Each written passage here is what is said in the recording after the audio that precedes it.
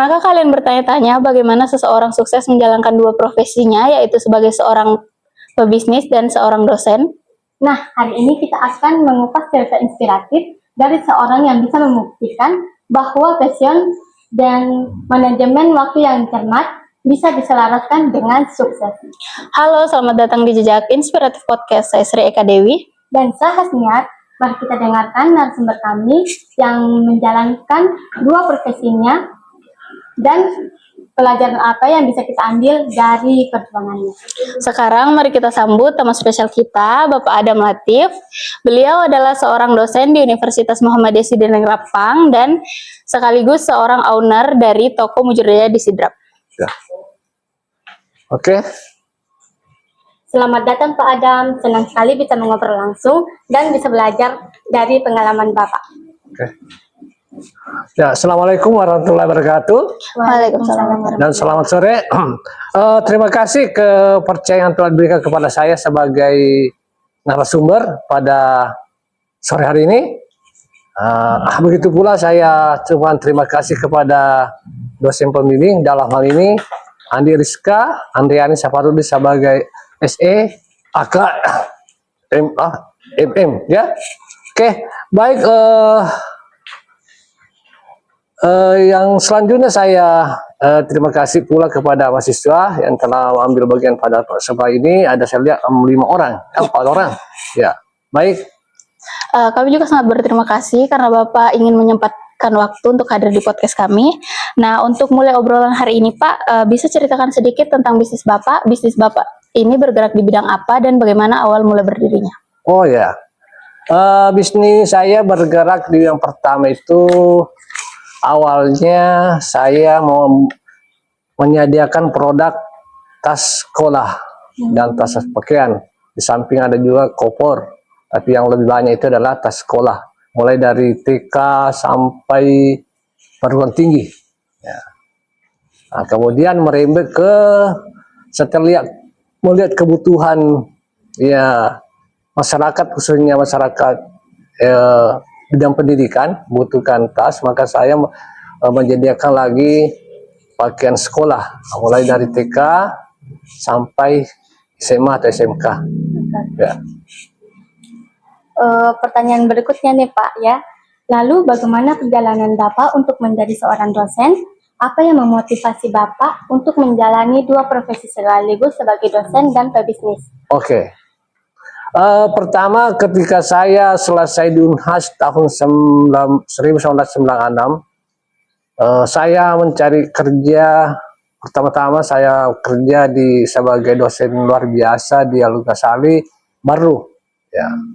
Kemudian setelah itu 6 bulan saya atau 1 semester di sana, saya lagi ke Kabupaten Sopeng selama 4 tahun sebagai dosen luar biasa. Nah, tapi saya lihat ini perkembangannya nihil. Nah, ada saya lihat peluang, jadi saya lihat peluang ada peluang bisnis ketika 1998 kan terjadi resesi ekonomi. Ketika itu masuk orde baru, istilahnya pada saat itu sebagai presiden adalah Bapak Soeharto. Nah, pada saat itu juga tahun tidak salah bulan Mei, tidak tahu tanggal berapa, saya lupa tanggal, tapi tahun 98 jatuh harga terjadi ekonomi. Nah, memang itu kebetulan mertua saya juga memang di bidang usaha. Nah, saya tertarik. Nah, tapi awalnya memang saya artinya cita-cita jadi dosen. Saat selesai saya, nah, setelah saya melihat peluang bisnis, maka saya tinggalkan tadi itu profesi dosen. Nah, saya beralih ke misalnya karena saya lihat peluang. Nah, maka selama 20 tahun saya beralih menjadi pebisnis. Tiba-tiba ya saya ketemu senior saya namanya Dr. Jamaluddin Ahmad. Kebetulan itu saya ketemu di berjamaah masjid di Masjid Taqwa. Ya, pada situ dia masih memimpin FISIP, belum bernama Universitas UMS belum. Ya. Nah, saya diajak, bagaimana Pak Adam bisa bantu saya mengembangkan FISIP? Ya, oke Pak, boleh.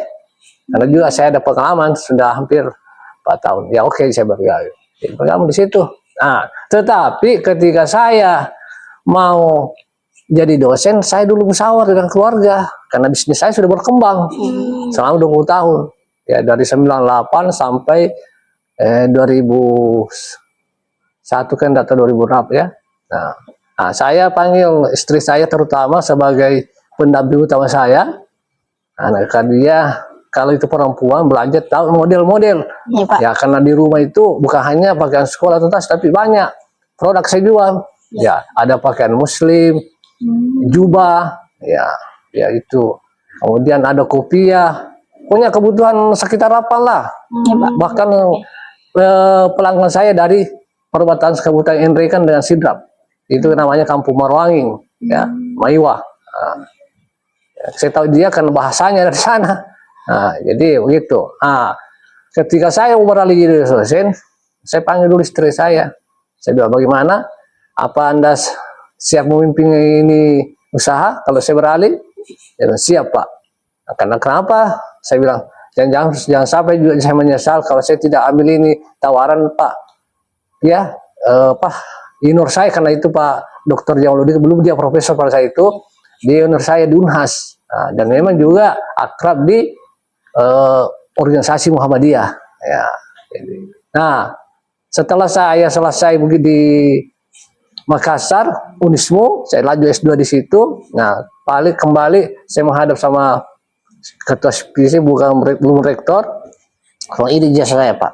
Siap. Direkomendasikan menjadi dosen. Saya pertama diangkat di jurusan pemerintahan FISIP sini. Saya diangkat sebagai dosen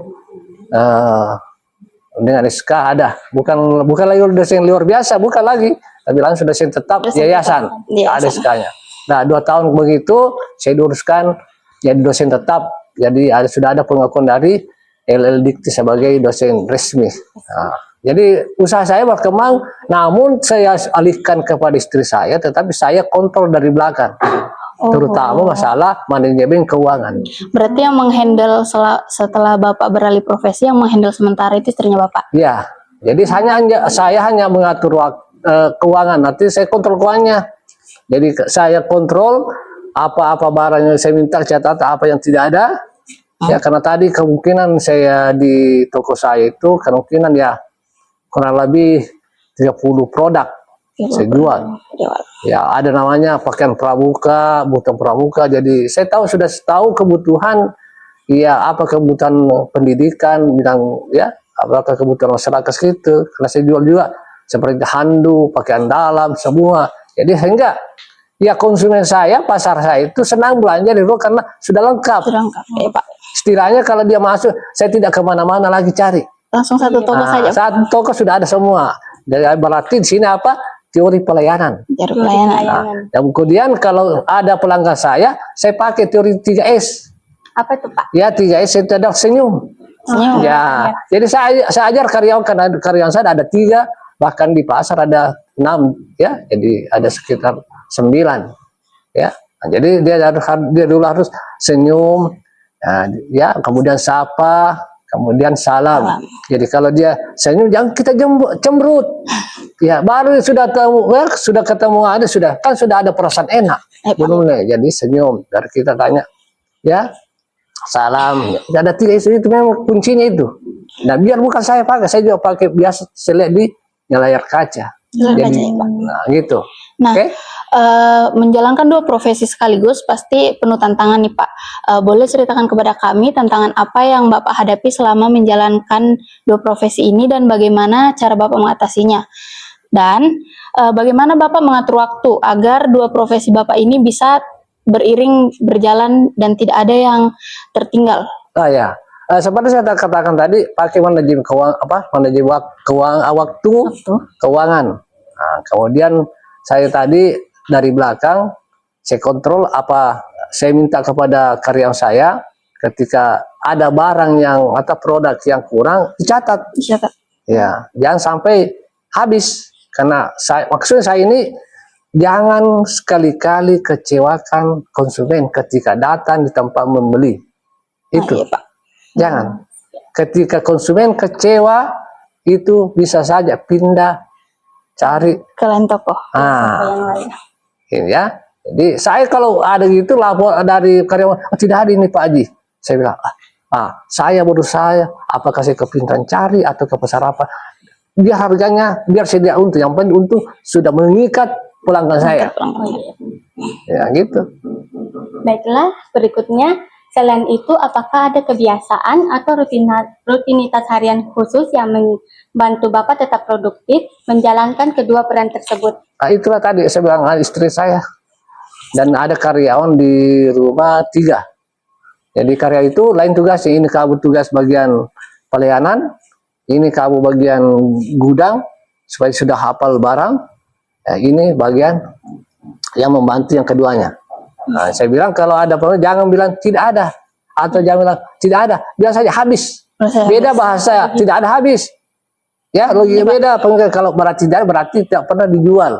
Tapi kalau habis berarti barangnya sudah ada. Ya, kemudian tadi ada tantangan, ya tantangannya ya biasanya pembeli itu kalau ya konsumen itu kalau bayar sekolah kalau sudah bagus masih dia bilang cari yang lain. Nah, masih kita bagaimana menghadapi konsumen itu sabar. Ya, sabar. Artinya kita karena itu pembeli atau konsumen itu banyak kemauannya. Sudah barangkali sudah cocok itu baju masih mau cari, sudah cocok bagus warnanya masih mau, jadi itu tantangannya. Ya. Nah, sekarang kita fokus sedikit ke toko Mujur Jaya, Pak. Selain yang telah Bapak sebutkan sebelumnya, bagaimana cara Bapak membangun hubungan dengan mereka, adakah semacam promosi atau poin yang Bapak terapkan di toko Mujur Jaya agar pelanggan Bapak stay, selain yang Bapak sebutkan tadi? Saya pakai syukur saya ketika saya masih tadi saya dari awal saya katakan bahwa ketika saya ditempatkan di awalnya saya jadi dosen di sini atau di FISIP ya.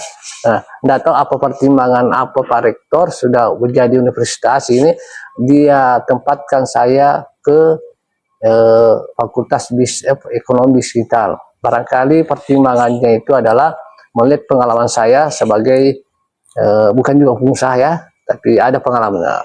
Nah, ketika saya sudah hampir 5 tahun di Fakultas Ekonomi khususnya di digital, banyak teori-teori yang saya senangi. Ya, banyak teori-teori ekonomi seperti yang kata ada 4 baruan, ya, seperti ada itu produk. Nah, bagaimana produk itu disediakan dalam toko atau tempat ini betul-betul kualitasnya bagus. Nah, karena saya katakan tadi, jangan sekali-kali membohongi konsumen.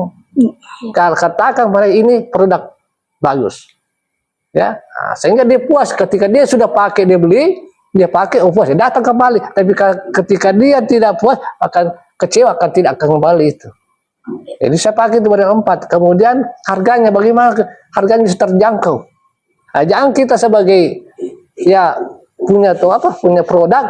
Ketika produk kita jual mahal, tidak, karena kita ingat pesaing. Bukan hanya kita yang menjual gitu, tapi banyak kan. Nah, itu yang ketiga, itu tempatnya. Asalnya memang tempat saya kan strategis, artinya jalan porsi ya. Tapi sekarang bisa itu tempat bisa dikatakan tidak prioritas utama, karena ada namanya sekarang online, ya. Nah, jadi online itu biar kalau kita tempat bisa di tempat kita harus ya. Kalau oleh sekarang ini kan ini teori masih ketika belum ada barangkali online ya. Nah, kemudian promosi ya, itu promosi seperti tadi bisa melalui iklan ya, bisa melalui ya tadi barang itu bagus karena menjadi promosi kalau memang dia produknya bagus. Ketika misalnya si ayam beli ya, tetangganya misalnya, tapi ada barang begitu di rumahnya takut ya ada. Jadi door to door memanggil kan begitu. Jadi itu saya ketika satu kita belikan produk yang bagus menjadi 10 menjadi 100. Tapi sebaliknya kalau satu kita bohong begitu juga ya tipnya, ya toh? Ya Pak. Oke. Strategi pemasaran apa yang menurut Bapak paling efektif untuk menarik pelanggan baru ke toko Mujur Jaya selain strategi yang Bapak gunakan tadi? Cara menarik pelanggan barunya Pak, ya. bukan yang pelanggan tetap. Jadi caranya itu ketika saya ketika ada ya produk datang di Makassar, saya langsung kalau ketika dibuka packingnya, Saya ajar itu masih ketika dibuka pokoknya langsung di upload di apa namanya Di media sosial. ya media sosial kan ya. Jadi itu untuk mempertahankan itu memanggil apa namanya memperkenalkan bahwa barang baru ada, karena itu konsumen senang kalau ada yang baru lagi. Pak. Nah, senang. Jadi salah satunya begitu, baik itu pelanggan lama atau pelanggan baru ya. Kita lihat ketika ada lagi barang saya bawa dari Makassar, saya usahakan bagaimana mengupload lagi. Ya. Berarti ilmu yang Bapak ajarkan di kami benar-benar terbukti bisa diterapkan secara praktis di dunia bisnis. Ya benar. Itulah saya bilang tadi. Saya untuk ditempatkan di karena saya itu saya artinya bukan saya sebagai pengajar dan saya juga pelaku ekonomi. Ya, ada pelaku dalam hal ini menjual produk. Ya, jadi saya senang. Bukan hanya tadi 4 baru, tapi banyak teori-teori yang kita, ya. Nah, Pak, kan kita tahu di Rapang ini banyak sekali toko yang bidangnya sama seperti Bapak, menjual banyak perlengkapan. Nah, adakah inovasi atau ide yang membedakan bisnis Bapak dari bisnis-bisnis pesaing di Sidrap ini, Pak? Ya ada. Saya sering saya dengar kalau ada pelanggan saya itu kata kepada saya, pertanyaan saya pelayanan. Kenapa pelayanannya? Misalnya pakaian sekolah, ya. Saya itu jam 6:15 sudah terbuka. Ya, jadi misalnya jam 6:15 sudah terbuka karena saya kan ya kalau belum ada karyawan, saya dulu sama istri atau anak yang mengenal pelayanan itu karena di situlah saya baca, oh ini pelanggan atau yang mau beli barang ini apalah saya biasa tanya kenapa dulu, oh ini pakaian anak saya biasa ada di laundry belum terbuka. Itu jadi pelayanan. Kemudian saya yang seperti saya katakan tadi itu di toko bukan juga lengkap, tapi satu kali belanja sudah tidak kemana-mana lagi. Jadi itu anda bisa ambil bahwa ketika mau buka suatu usaha, biar sedikit kalau banyak duanya terbatas, janganlah dibeli satu lusin, ya beli setengah lusin kah, yang penting lengkap. Nah, jadi kemudian modalnya kalau modalnya ada 10 juta, belanja 5 juta. 5 juta itu cadangan kalau ketika ada barang yang dia butuhkan. Oke, Pak. Itu teknisnya. Oke. Lalu di era digital ini tuh Pak, teknologi sangat berperan dan sangat maju di bidang bisnis. Nah, bagaimana cara Bapak memanfaatkan teknologi tersebut untuk kepentingan operasional bisnis Bapak? Oh ya, setelah saya punya pengalaman, saya juga berusaha bagaimana teknologi ini seperti ada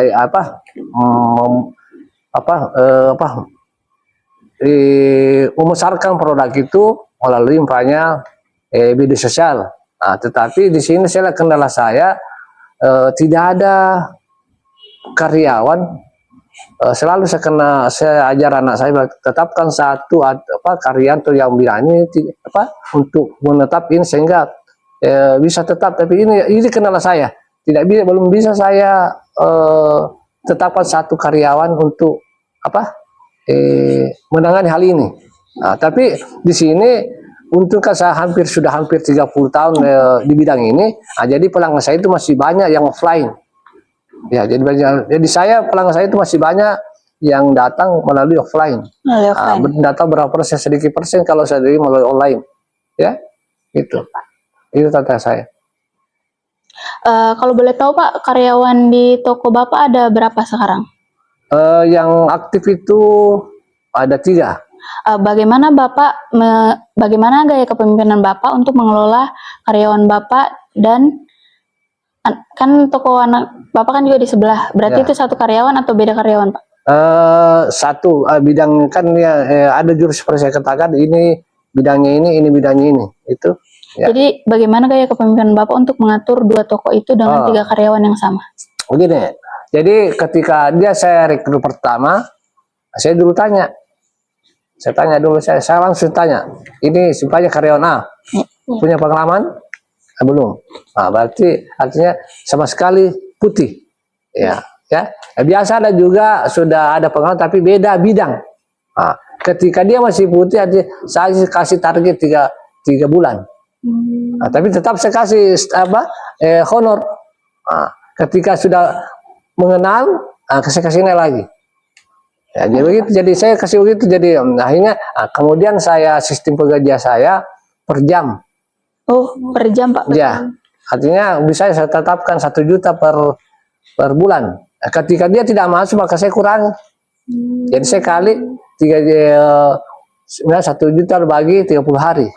Nah, ketika tidak ada masuk di situ, saya kali berapa jam dia kerja di dalam satuan. Jadi misalnya 8 jam.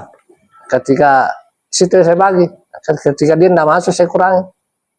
Nah, gitu. Berarti Pak, apakah mahasiswa juga bisa kerja di situ karena Bapak bilang per jam? Hitungannya per jam. Kendalanya ke mahasiswa, memang saya bisa kerja mahasiswa, tapi dia pakai itu tadi, pakai jam. Jadi kalau dia kerja, dia datang, tulis. Di Tapi absen. kalau dia pergi kuliah, nanti dia berarti Tidak ditulis. pakai jam saya pakai. Nah, jadi itulah bagusnya kalau masih dipakai. Ketika dia datang, Ini. start ya. Nah, bagaimana Bapak melihat prospek pengembangan usaha Bapak? Apakah ada rencana untuk mengembangkan usaha ke depannya atau ingin menambah cabang baru, Pak? Sebenarnya sudah ada penambahan, cuma saya kasih ada namanya regenerasi. Regenerasi. Sebelahnya itu ada Putra Mujur, itu sudah anak saya. Pengembangannya, makanya nanti ini karena bulan tanggal 20, 21 kan saya kasih ini kalau itu 1. Kemudian rencana saya cari daerah kalau bukan Enrekang Polmas. Nah, itu pengembangannya bukan lagi saya, tetapi regenerasi. Anak-anak saya wariskan. Kenapa saya wariskan kemana? Karena saya lihat bos saya Cina. Orang Cina itu tidak ada buruh pegawai, tapi yang swasta. Ya, coba bayangkan saja kalau kita ambil banyak per hari ya 5 juta, 10 juta. Ya toh? Ternyata banyak ya. Ya toh? Di Maruangin bisa dicoba Pak. Di Maruangin itu masih sedikit sekali yang bergerak di bidangnya Bapak. Baru ada satu. Memang saya rencana di situ di ibu kotanya. Kalau ke kita kecamatan itu pasti Masih kurang ya. Jadi kalau di kabupatennya langsung kan dari desa bisa masuk. Ya. Baiklah, pertanyaan terakhir ya Pak. Bagaimana Bapak tetap menjaga semangat dan motivasi agar konsisten menjalani 2 bidang sekaligus? Sebenarnya ini ya beda, masing-masing ada kelebihannya. Oke. Ya. Apa kelebihannya Pak? Kelebihannya kalau dosen ya status sosial. sosial. Ya. Kita Status diakui. sosial ya. Biar saya dikiwat dia bilang dosen dia. Itu. Kemudian kerja dosen fleksibel. Tidak seperti guru terikat. Ya. Nah, kemudian kerja di pengusaha, kelebihannya kan banyak uang dipegang. Tapi ya itulah sebenarnya masih ada, cuma kita bagaimana mengatur waktu lah. Ya, artinya kalau memang saya yang pakai seperti tadi saya katakan bahwa untuk ada istri saya juga memang ada minatnya di situ. Ya, jadi ya istilahnya memang sebelum saya beralih kan saya sudah screen dia. Screen itu.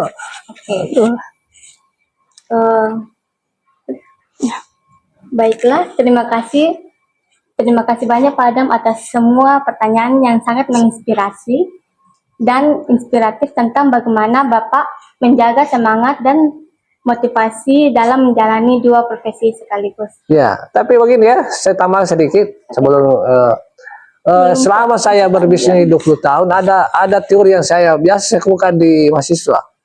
Ya, pengalaman saya. Itu pertama harus sehat. Sehat. Ya. Segala sesuatu kalau tidak sehat nggak bisa dikerjakan. Ya, apakah sebagai dosen, apakah sebagai pengusaha. Jadi sama sehat, jaga kesehatan. Berarti Bapak mengutamakan kesehatan ya Pak? Kesehatan dulu. Jadi jaga kesehatan. Kedua, ya kemauan. Ya atau semangat. Ya, jadi biar saya kata biar banyak modalmu, toh sudah sehat ya. Sudah sehat Pak. Biar banyak modalmu, kalau kau tidak mau menggerakkan semangat atau mau nggak bisa boleh. Ya, itu. Jadi bagaimana ada semangat terus, semangat hidup. Toh, nah, ketiga jujur.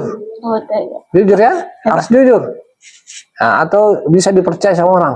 Apakah itu keluarga, apakah itu orang apa isternya harus jujur itu. Yang keempat itu pengetahuan atau keterampilan. Biasa kau sehat, ya ada kemauan, jujur, tapi tidak ada lagi keterampilan, tidak mau tuh, ada modal, mau di apa, ya toh. Nah, makanya ya punya pengetahuan, ya.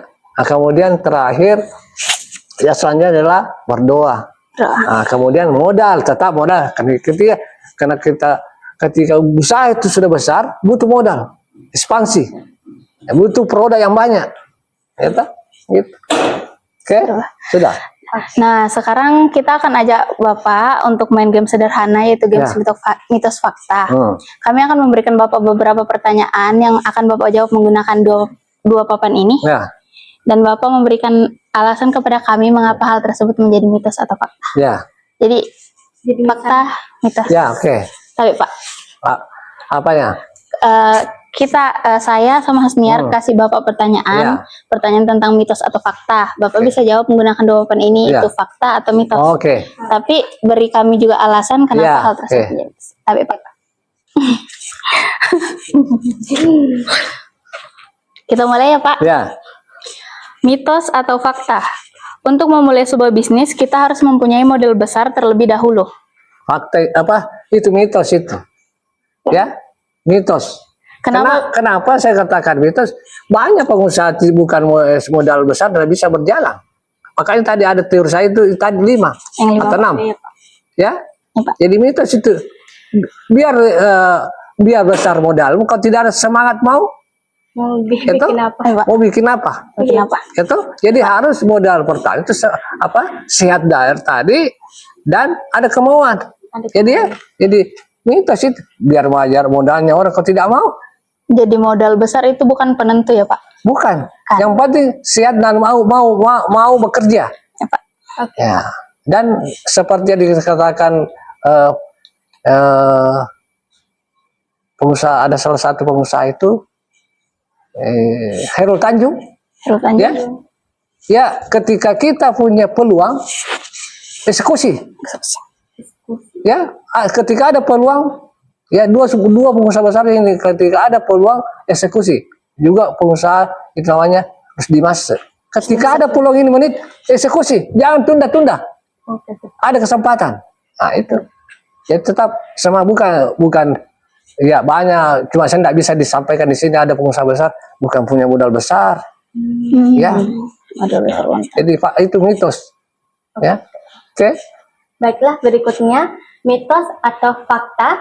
Semakin banyak produk yang Bapak tawarkan di bisnis Bapak, semakin besar peluang untuk bisnis sukses. Ya, fakta itu. Oke Pak, kenapa fakta itu Pak? Ya, kalau ketika banyak produk kita, ya sediakan suatu di toko atau suatu tempat penjual kita itu seperti yang kata kan kita bisa melalui media sosial kan. Oh iya. Ya artinya menggiurkan kepada konsumen datang untuk membeli. Ya ketika sedikit saja produk aku ya yang sediakan dan kau upload di karena orang tidak menarik. Ya tuh. Kenapa orang sering ke mall? Karena itu kan banyak bisa juga sambil belanja, sambil berkreasi, sambil makan juga bisa. Iya, itulah yang tantangan saya juga termasuk saya adalah misalnya ada toko modern. Ya karena di dalamnya sudah ada fasilitas misalnya AC, keluar tadi masuk sebelumnya tadi di luar itu dia berkeringat, setelah masuk di ya pasar modern seperti Alfamidi seperti juga Mr. D kan enak banyak dilihat begitu. Senang ya, istilahnya orang cuci mata. Iya. Ya kan begitu. Ya, seperti itu fakta itu.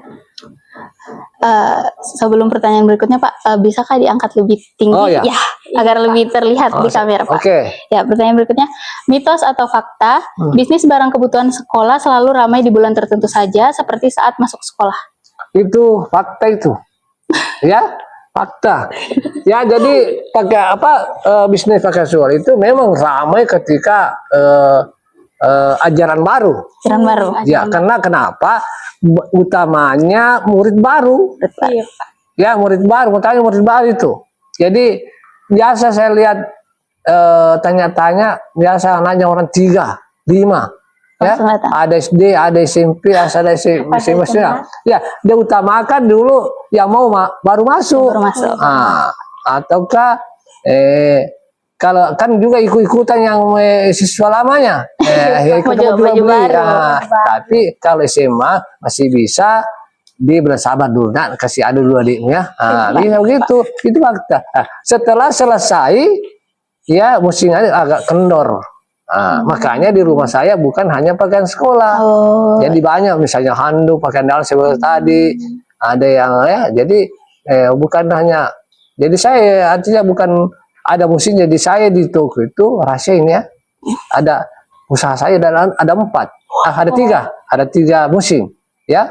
Musim baju muslim atau kopiah ketika Ramadan. Ketika Ramadan. Ya. Musim ketika Anak masuk sekolah.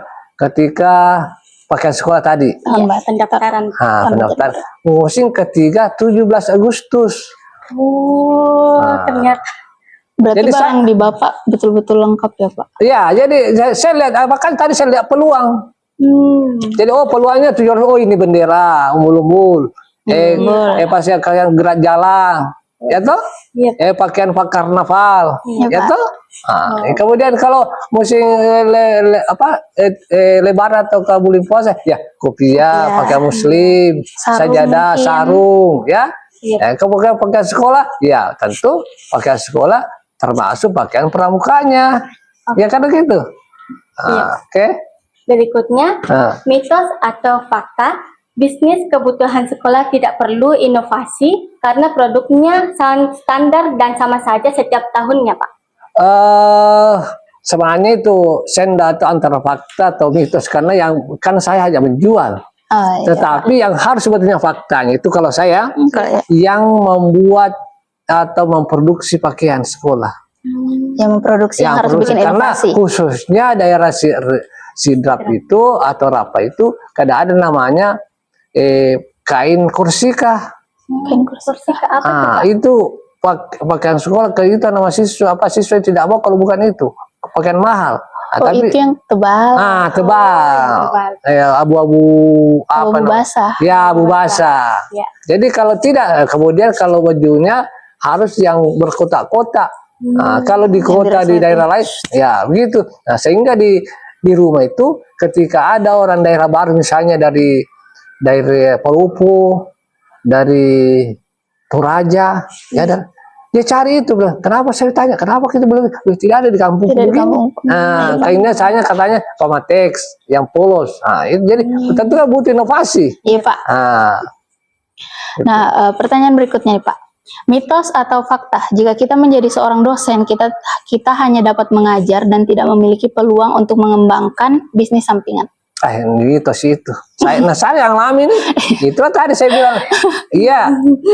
Kan kita punya kelebihan masing-masing. Ya, dosen sebagai status sosial. Ya, pengusaha banyak pegangannya orang. Iya, kan mitos. Kenapa saya bukan saya, Pak Rektor juga kan begitu. Iya, Pak Rektor juga usahanya banyak. Begitu juga usahanya malah lebih besar dari saya. Ya tuh sebagai dosen bahkan dia sudah capek guru besarnya, ya tuh tidak lepaskan karena dia katakan sering sampai sama kami, wah istrinya yang menghandle. Ya toh. Jadi kita memang bagaimana juga istri bukan hanya mengurus URT tapi jadi pengusaha, tapi memang baik itu Pak Rektor, istri harus baik saya memang sudah ada bakat baik dari orang tua. Ya ada dia. Susah juga memang dipaksakan kamu tidak ada nilai-nilai kewirausahaannya, susah juga jalankan. Karena itu juga susah, ya. Oke. Baiklah, berikutnya mitos atau fakta menjadi dosen membuat seseorang memiliki jaringan yang lebih luas dan bisa mempermudah pengembangan bisnis. Mitos itu.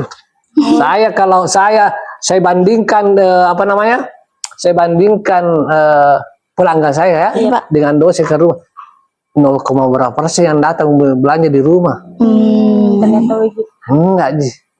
Saya bisa hitung jari yang datang di rumah kalau dosen staf beli di rumah. Berarti profesi tidak menjamin kalau kita bisa mengembangkan bisnis kita ya Pak? Enggak, Ji. Bukan Pak. Mitos itu karena saya alami. Ya. Tidak, yang banyak adalah masyarakat, ya, yang masyarakat yang butuh apa produk ya saya jual. Nah, ya gitu. Oke. Pak, ya Pak. Nah, pertanyaan terakhir nih Pak. Mungkin pertanyaan ini yang paling ingin kami tahu dan pendengar kami tahu. Mitos atau fakta pendapatan seorang pebisnis lebih besar dibanding menjadi seorang dosen? Fakta itu. Fakta. Besar anunya kalau memang saya katakan tadi. Ya, dari tadi kita dapat paling rendah misalnya 2 juta. Wah, per hari Pak? Per hari. Ya. Nah, itu kalau dosen itu kan berapa? Ya, terus terang gaji saya kalau dia dosen ya 7 juta. Per Tapi bulan. mereka tidak ada jabatan saya. Ya, kalau jabatan kalau ada jabatannya barangkali bisa 10. Tapi itu kan kalau pengusaha ya bisa 2 hari gitu. Berarti pengusaha benar-benar menjanjikan. Iya, iya. Ini lagi saya kemarin 3 hari malam, 3 hari yang lalu subuh saya sholat subuh, saya ketemu teman. Barangkali Anda tahu itu Agrobuah. Iya tahu Pak. Itu dia kenapa? Ada katanya saya cerita, ya lumayan penghasilannya 10 juta per hari itu baru itu buah. Makanya dia berani kontra itu toko 10 juta 20 juta per tahun. Wah, per hari 20 juta. Jadi saya harap kepada mahasiswa sini bisa jangan buru jangan buang waktu setelah nanti disudah mau buru istilah nanti mau jadi bekerja kalau jadi PNS itu salah itu. Salah Pak. Nah, tidak, kalau seprinsip saya selama ada peluang tetap buka usaha apakah itu kecil ya memulai itu memang harus kecil tapi biar kita jadi bos ya sekecil-kecil apa usaha kita jadi bos dan kita mengatur waktu sendiri. Nah, tetapi sebesar-besar gaji kau tetap karyawan atau pegawai. Ya toh. Nah, jadi dengan syarat kalau nanti selesai Anda ini jangan buang waktu, tetap eksis pengusaha. Nah, jadi ketika kamu nanti ada kesempatan jadi pegawai, ya mendaftar saja. Bisa saja istrimu atau suamimu ya menjalankan itu saja. Kau jadi karya pegawai. Begitu saja. Begitu saya dulu. Oke. Ya toh, jangan buang waktu. Waktu itu harus sangat berharga. Ya Pak. Ya, paling sudah 1 tahun menganggur rugi betul. Ya, Kita habis waktu habis semua. Nah, itulah dia sesi game fakta atau mitos dari kami. Sungguh sangat seru dan penuh pelajaran ya. Bener banget Asniar, banyak sekali pelajaran yang kita dapat dari jawaban dan cerita Bapak hari ini. Bagaimana beliau menjalankan 2 profesi sekaligus, bagaimana mengatur manajemen waktu yang baik, dan bagaimana beliau menjaga kualitas kedua pekerjaannya. Serta kita bisa melihat bagaimana semangat dan motivasi menjadi kunci agar kita tetap produktivitas. Setuju banget Dewi. Dan dari Pak Adam, kita juga bisa tahu ternyata 2 profesi yang bidangnya berbeda bisa berjalan beriringan dan saling menguatkan. Kepada Pak Adam, apakah kira-kira adakah pesan khusus yang ingin kita sampaikan kepada para pendengar? Oke, pesan khusus tadi saya itu ada seperti tadi saya katakan ada 5. Ya, jaga kesehatan. Oke, Pak. Ya, tetap semangat atau bermotivasi. Ya, apalagi itu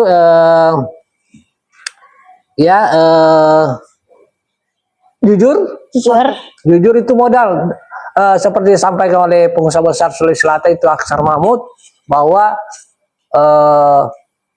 lebih baik saya kehilangan uang miliaran triliun daripada kehilangan kejujuran.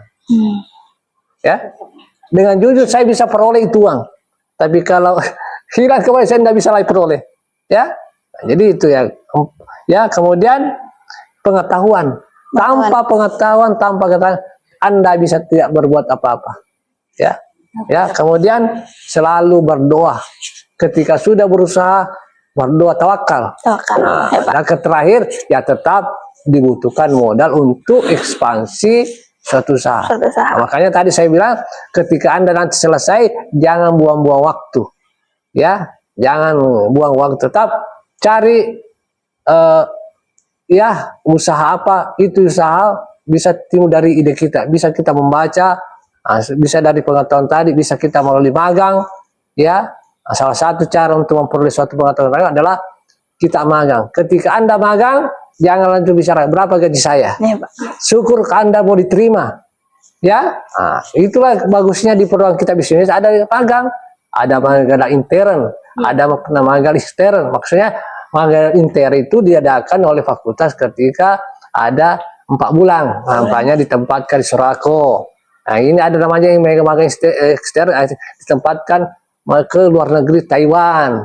Ya, tapi pilih yang baik-baik, betul-betul bisa Anda ketika magang nanti bisa mandiri membuat usaha. Ya, nah, itu. Terima kasih banyak Pak Adam atas pesan dan motivasi yang Bapak sampaikan. Semoga yang Bapak sampaikan ini bisa menjadi penyemangat bagi para pendengar kami dalam menjalani perjalanan mereka. Betul sekali Dewi. Baiklah teman-teman, itu dia kisah pelajaran berharga dari Pak Adam Latif pada episode Jejak Inspiratif kali ini. Terima kasih telah mendengarkan Jejak Inspiratif Podcast. Semoga kisah dari Pak Adam dapat menginspirasi kita semua untuk terus berjuang. Jangan lupa juga untuk share podcast ini ke teman-teman, kolega, dan siapa saja yang membutuhkan dorongan untuk semangat dan ilmu baru dalam memulai dan mengembangkan bisnis. Selain itu, untuk yang membutuhkan produk berkualitas, jangan lupa berkunjung ke toko Mujur Jaya Sidrap. Kalian bisa menemukan berbagai produk yang dapat memenuhi kebutuhan Anda dengan harga yang terbaik. Sampai jumpa di episode berikutnya. Tetap semangat, inovatif, dan tetap berinspirasi. Ya. Ya. Jaya UMS. Ya. Jaya. Boys wanna look like me.